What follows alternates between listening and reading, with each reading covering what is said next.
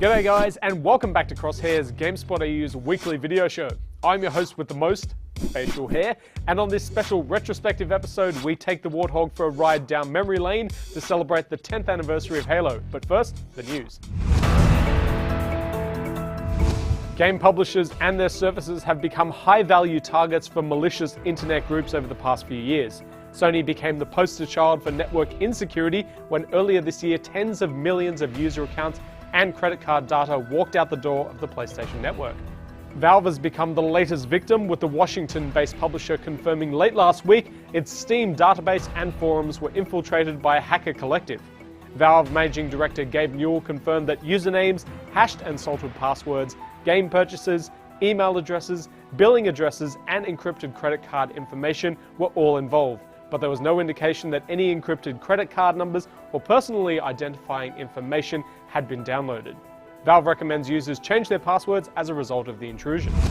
Cinema and games have been slowly merging for some time now, and nowhere is that clearer than when Screen Australia, the federal government's funding department, recently offered grants to game developers with a focus on storytelling.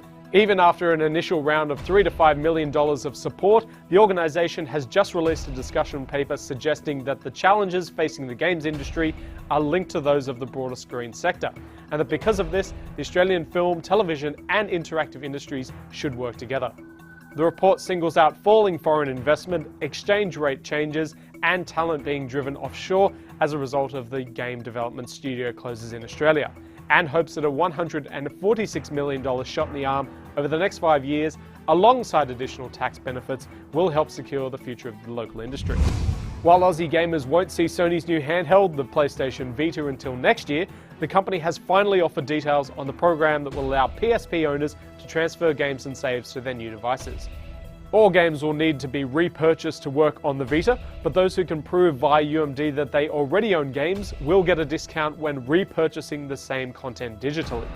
Dirt 2, Gran Turismo, Dead or Alive Paradise, and Patapon 3 will cost around $13 in fees to download if you already own them, while some games are tipped to clock in as high as $31. Sony is promising to support around 200 titles once the hardware goes on sale, with Square Enix, Capcom, and Konami all on board.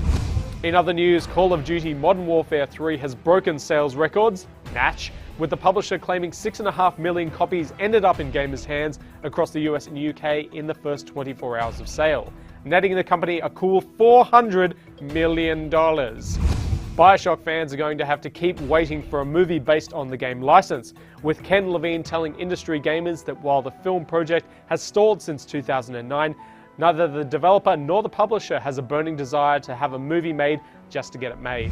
And finally, a vanishing trick has some Batman Arkham City fans ready to turn villain after game saves have been disappearing in the Xbox 360 version.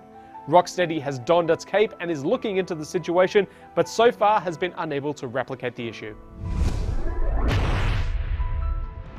The gaming landscape has completely changed in the past decade. To celebrate Master Chief's 10th birthday, we got him this hat, and some balloons, and a big slice of reminiscing cake. GameSpot AU's editors sat down to remember their favourite memories of where the franchise all began.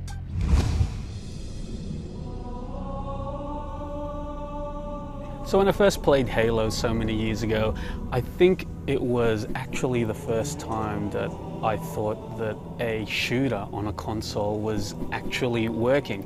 You know, sure, I'd played GoldenEye and, Perfect Dark before that, but they were, a lot more limited in scope compared to what Halo was trying to do. So it was, really impressive to me to see that, the experiences that I usually had on PC transfer so well to a controller space, and the way that, the vehicles handled it just felt all really right.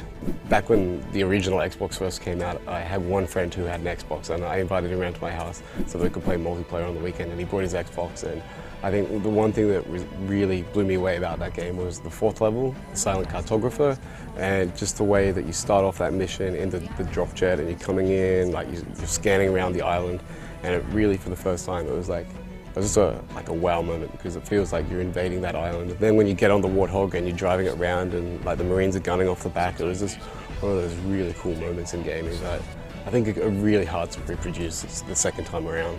My favourite memory from Halo is the last 5 minutes of a game. So you've just spent an entire level shooting up everything from grunts to elites to hunters, and you think you're going to make it and it's the end, and you're in this elevator and you're going up and you're like, yes, this is the end. But then you get to the elevator and the lift doors open and you can see your ship in the distance, and all you have to do is get to it, and then the countdown starts. You have 5 minutes in real time to get from the elevator to the ship, but you can't just walk there, you have to ride a warthog. And if your warthog riding skills suck like mine do, I had to play that for like an hour before I managed to finish the game, so it was definitely a very, very good memory.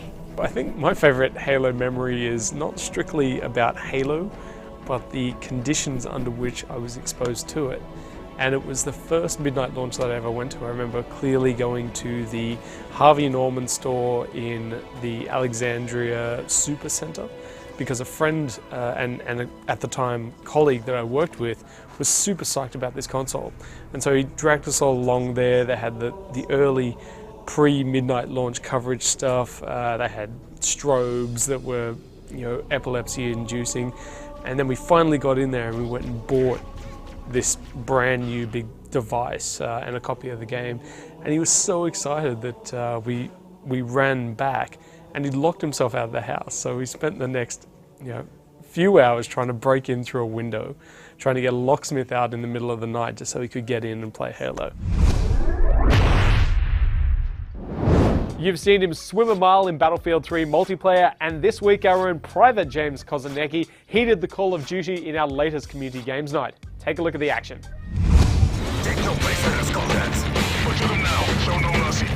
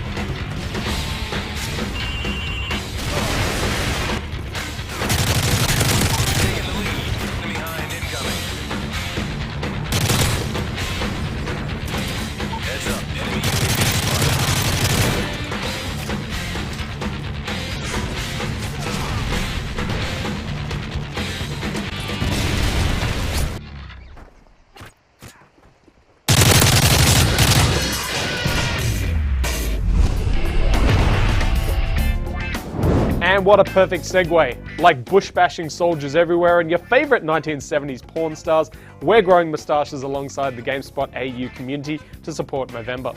Want to feel even better about that fuzzy caterpillar above your top lip? We're giving away copies of Modern Warfare 3 and every Activision game for the next year just for participating. Allergic to hair, genetics letting you down, or just can't be jacked? Then why not donate some money to us on the Movember website here and help raise money for cancer and depression research? Go on, you know you want to. You don't have to sprout hair to win prizes though, and right now on the GameSpot AU Competitions Hub, you can win yourself one of 5 copies of Assassin's Creed Revelations on your platform of choice, the Assassin's Creed Encyclopedia, and a copy of all 3 Assassin's Creed novels by Penguin. We're also giving away an exclusive and extremely rare custom Skyrim Xbox 360 console, copies of the game as well as posters, t-shirts and game soundtracks.